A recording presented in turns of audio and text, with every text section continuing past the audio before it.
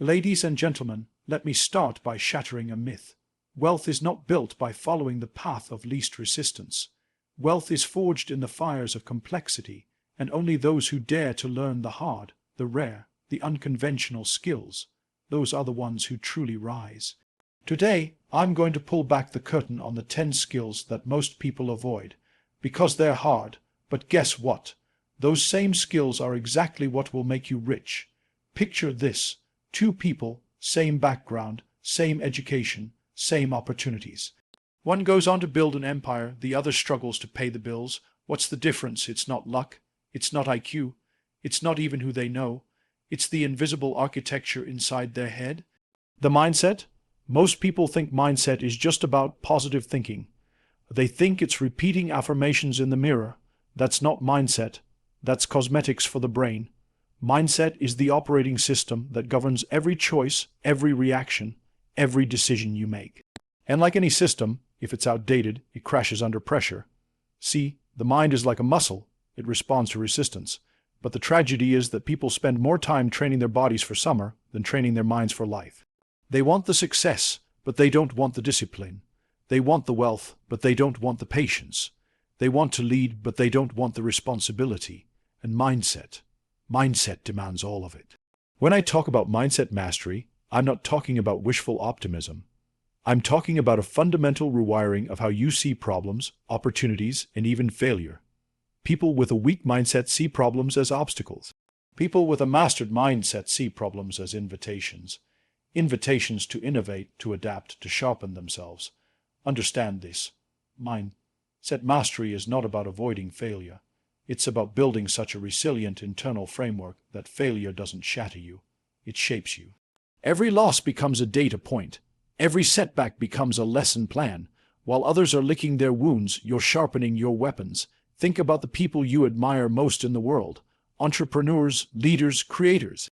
Their success didn't come because the path was smooth. It came because the path was brutal. And they chose to walk it anyway. They kept showing up when logic said quit. They kept building when the market said no. They kept learning when pride said you already know enough. That's mindset mastery in action. Here's the uncomfortable truth. Comfort is the enemy. The mind grows in discomfort, in uncertainty, in those long stretches where nothing seems to be working, but you keep going anyway. That's where discipline is forged.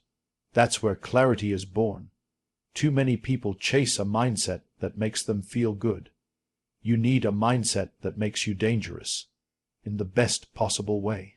Dangerous because when you've mastered your mindset, the economy can collapse, markets can shift, trends can fade, and you're still standing. You can pivot, adapt, re-strategize because your foundation isn't built on conditions. It's built on convictions. But let me warn you, mastering your mind, it isn't an overnight transformation. You don't just wake up one morning with resilience downloaded into your brain. It's daily. It's deliberate. It's the choice to wake up and do the hard thing when no one is watching. It's the choice to take responsibility when excuses are easier. It's the choice to control your emotions instead of letting your emotions control you. And here's where most people fail. They want to master their mindset without mastering themselves. You cannot think like a champion and live like a coward. Your habits must match your ambitions. Your discipline must match your dreams. You don't get the luxury of thinking big and acting small. Mindset mastery means you operate from the identity of the person you want to become, not the person you currently are. You speak differently. You walk differently. You decide differently. And over time, the gap between who you are and who you aim to be closes, not by accident, but by design. So ask yourself, when the pressure comes, when the plan fails, when the market shifts, will you crack or will you adapt? Will you run or will you rise? Because in the end, wealth doesn't start in your bank account. It starts in your head, and if you master that, there's no storm in the world that can sink you. That's the power of mindset mastery. It's not about believing you can. It's about becoming the kind of person who will, no matter what. Most people think problem solving is about finding the quickest fix. Put out the fire, patch the leak, plug the hole, and move on. That's why they never grow beyond their current level. Because real value in the marketplace isn't in fixing the obvious. It's in untangling the complex. Complex problem solving is a skill the world quietly worships. It's the reason some people get paid 10 times more than others in the same field. Because when a challenge is simple, anyone can solve it. But when the problem is layered, when it's messy, political, technical, emotional, most people freeze. They panic. They default to blame. They wait for instructions. That's where the real players step in. Here's the first thing you must understand. Complexity is not chaos. It's just order you haven't understood yet. The ones who thrive in this game know how to slow down the noise and see the hidden patterns. They know how to cut through the emotional reactions, the personal agendas, and the surface-level noise to get to the heart of the issue. Complex problems never present themselves honestly. They wear masks. They disguise themselves as urgent, when in reality they are important. They show up as technical malfunctions when they're actually leadership failures. They pretend to be about resources when they're really about priorities. If you can't read through that, you're just firefighting. But if you can, you become indispensable. Let me tell you why this skill is rare. It's uncomfortable. Complex problems don't have step-by-step guides. There's no guarantee that your first approach will work. They require deep thinking when most people are addicted to shallow scrolling. They require asking uncomfortable questions when most people want comfortable answers. They require admitting you don't know before you go out and learn. You cannot solve complex problems with the same thinking that created them. That means you must expand your mental models. You have to draw from different disciplines, different industries, different experiences. Sometimes the solution to a sales problem is found in engineering principles. Sometimes a team conflict can be solved by applying lessons from military strategy. The ability to connect dots across contexts is the mark of a complex problem solver. And here's the twist: complex problem solving is not just about solving one problem. It's about solving the problem behind the problem. If sales are down, the obvious fix is to push harder on marketing. But what if the real issue is product quality? What if it's customer experience? What if it's a culture problem inside the sales team? Fixing symptoms without fixing causes is how companies bleed money for years without realizing it. When you become great at this skill, people stop giving you tasks. They give you problems.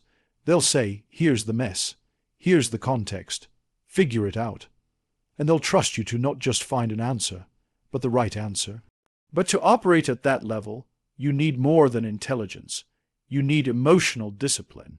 Complex problems often involve people's egos, reputations, and politics. You'll get resistance. You'll be told that's not how we do things. You'll be questioned. And if you can't stay composed under that pressure, you'll either cave in or burn bridges. The leaders who rise the fastest are not the ones who avoid hard problems. They're the ones who volunteer for them. They step into the confusion. They welcome the challenge, because they know that while others are running from the fire, they're running towards it. And that's where the opportunity lies. Here's the bottom line. Every big opportunity in your career will be disguised as a complex problem. And most people will walk right past it because it's too much work. If you can train yourself to break it down, to navigate it, to fix it, you'll never be out of demand. So the next time you face a problem that feels too big, too messy, too complicated, stop. Don't run. Don't panic. Get curious. Peel it apart, layer by layer, until you find the truth underneath. Because the person who can solve complex problems will always control the game. Most people speak to be heard. The few who succeed speak to be remembered. And the rarest of all, they speak to move people to action. That's high leverage communication, the ability to use your words, your tone, and your presence to influence decisions, shift perspectives, and close opportunities that change the course of your life. It's not about talking more. It's about talking with precision. It's about knowing the right word to use at the right time to trigger the right emotion. In a world drowning in noise, high-leverage communicators don't shout. They tune their message so sharply that it cuts through the clutter like a blade. The problem is most people confuse communication with dumping information. They think more slides, more details, more jargon equals more credibility. No, it equals boredom. High-leverage communication is about distilling complexity into clarity without losing the weight of the message. It's saying in 5 words what takes others 50. And here's the secret. The less you say, the more they remember. If what you say is unforgettable. Every high leverage communicator understands the architecture of influence. They know that facts tell, but stories sell. They wrap data in narrative so that it sticks in the listener's mind. They frame ideas in ways that make people feel, not just think. Because human beings don't buy logic. They buy belief. And it's not just what you say. It's how you say it. Tone, timing, pauses, body language. A raised eyebrow can question an entire argument.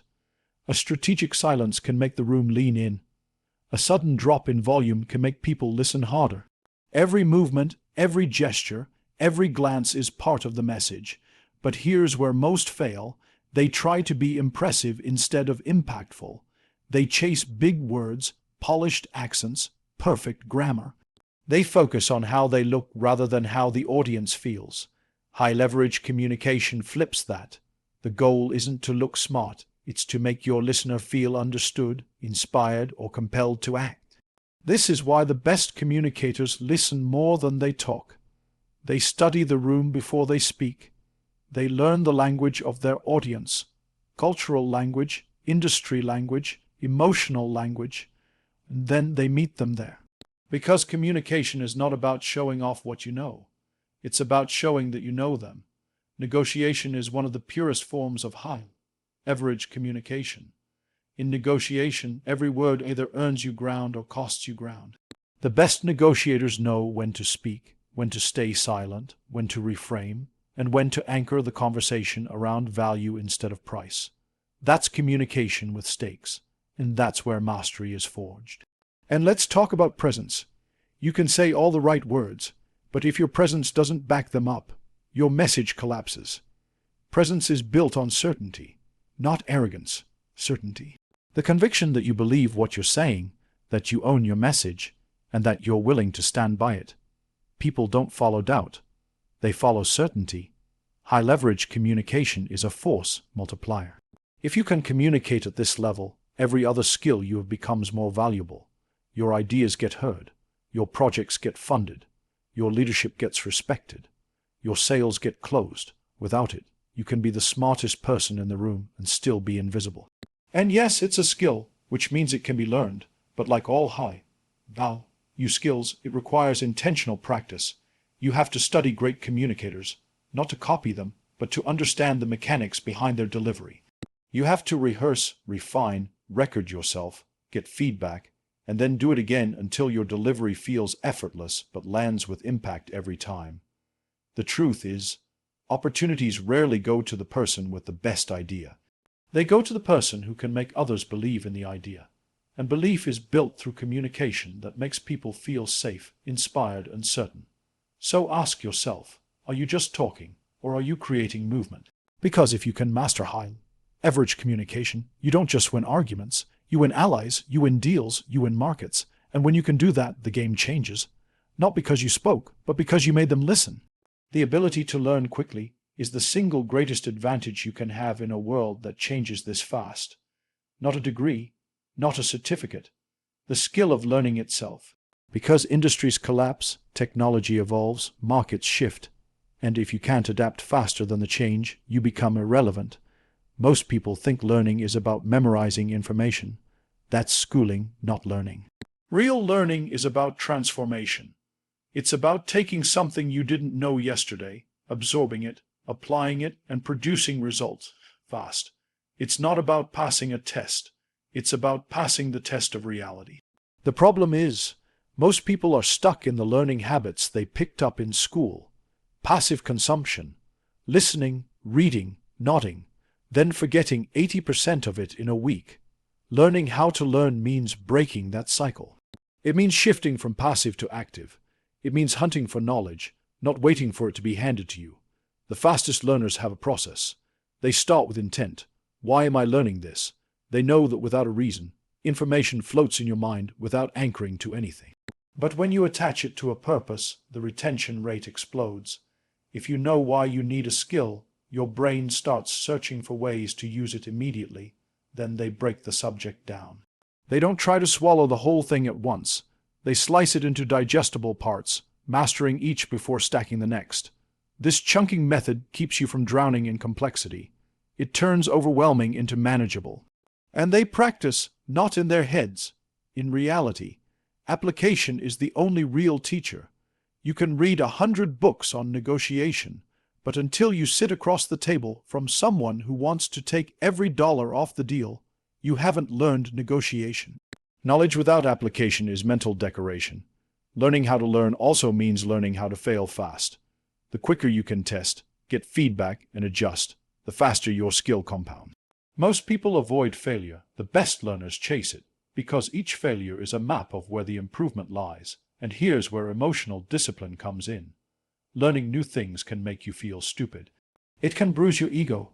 It can make you doubt yourself. People who have mastered the skill of learning know how to push through that discomfort. They expect it. They welcome it, because they know that on the other side of confusion is clarity, and clarity is power. High-speed learners also know how to filter. In the age of information, you are drowning in data. You can't learn everything, and you shouldn't try. The real skill is identifying the 20% of information that produces 80% of the results, and going deep on that. Everything else is distraction disguised as education. They leverage multiple sources. They read, they listen, they watch, they ask, they experiment. They don't worship a single teacher. They collect perspectives, compare them, and then build their own understanding. Because if you only learn from one voice, you inherit their blind spots too, and they teach. Nothing locks in knowledge like explaining it to someone else. Teaching forces you to simplify, to clarify, to structure your thoughts. If you can't explain it, you don't truly understand it. Here's the truth. Learning how to learn is the ultimate investment. Skills depreciate, platforms disappear. But if you can learn anything, you can replace, upgrade, and reinvent yourself endlessly. You are never cornered. You are never obsolete. You are never at the mercy of the market. Most people wait for change to force them into learning. By then, it's too late. The winners anticipate change, learn ahead of it, and ride the wave while others are drowning. So ask yourself, when the next big shift comes, will you be scrambling to catch up, or will you already be fluent in the new language of the game? Because in this world, the learners don't just survive.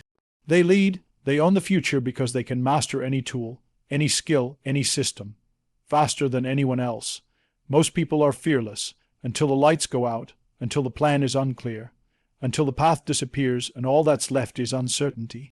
That's when you see the difference between those who talk about leadership and those who actually lead. Because in the real world, execution rarely happens under perfect conditions. The data is incomplete. The risks are unclear, the outcome is unknown, and yet the winners still move. Execution in ambiguity is the skill of acting decisively when you don't have all the answers. It's making forward progress in the fog. And here's the reality. Most people can only operate when they have step-by-step certainty. They need approval, they need instructions, they need guarantees. But opportunity doesn't come with a manual. It comes disguised as confusion. The reason this skill is so valuable is because it's rare. In high-stakes situations, business crises, market shifts, competitive threats, most people freeze. They wait for clarity, for someone else to make the first move. Meanwhile, the few who can make calculated decisions in uncertainty take the lead and claim the rewards. This doesn't mean recklessness. It's not about charging into the dark without thinking. Execution in ambiguity is a combination of courage and calculated risk. It's the ability to gather just enough insight to make a decision, then committing to it with full force. You accept that you may need to adjust later, but you refuse to stall in indecision. The mindset behind this skill is simple. Motion beats perfection. Every day you wait for perfect conditions is a day someone else moves ahead. Action creates information. Every step you take in uncertainty gives you feedback. That feedback shapes your next move. You can't get that by sitting still, overanalyzing every variable until the opportunity has passed. And let's be clear, this skill is not comfortable. It demands mental resilience. Because when you move in ambiguity, you will make mistakes. You will be questioned. You will face resistance from people who prefer the safety of the known. If you can't handle criticism, if you need universal approval before acting, you won't survive here. Leaders who master execution in ambiguity have a few things in common. First, they trust their preparation. They've built competence over time, so even in uncertainty, they have a strong foundation of skills and instincts to draw from. Second, they know how to prioritize. They can filter through noise and identify the few actions that move the needle. Third, they stay adaptable. They don't marry their first decision. They adjust quickly as new information comes in.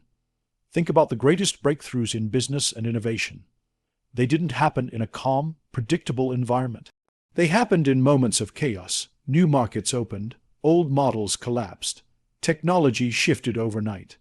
The people who thrived were the ones who could execute while everyone else was still trying to figure out the rules. This is why companies pay a premium for people who can handle ambiguity. They know that when the market flips, when the plan breaks, when the strategy needs rewriting at 2 a.m., those are the people who will keep moving forward without being paralyzed by the unknown. The truth is, clarity is a luxury you earn after you act, not before. You don't find the perfect path and then start walking. You start walking and the path reveals itself. The first step is rarely perfect, but it's necessary.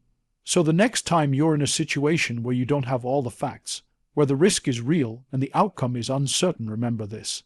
Hesitation has a cost. Someone else is making moves while you're waiting for certainty. And in a game where speed and adaptability decide the winners, the person who can execute in ambiguity will always outrun the one who waits for perfect conditions. Because fortune doesn't reward the one who knows the whole map. It rewards the one who starts the journey when the map is still being drawn. So here's the truth. The ladder to real riches isn't carpeted with easy tutorials or Instagram certified hacks. No, it's built plank by plank, hard to learn, tough to master. But those planks, they support a sky-high future. So today I challenge you, pick one of these 10, commit, dive in. Let's not chase the easy. Let's chase what's worth the climb, because if you master these hard skills, if you stand where few dare, then, my friends, fortune doesn't just sit on your porch, it knocks on your door.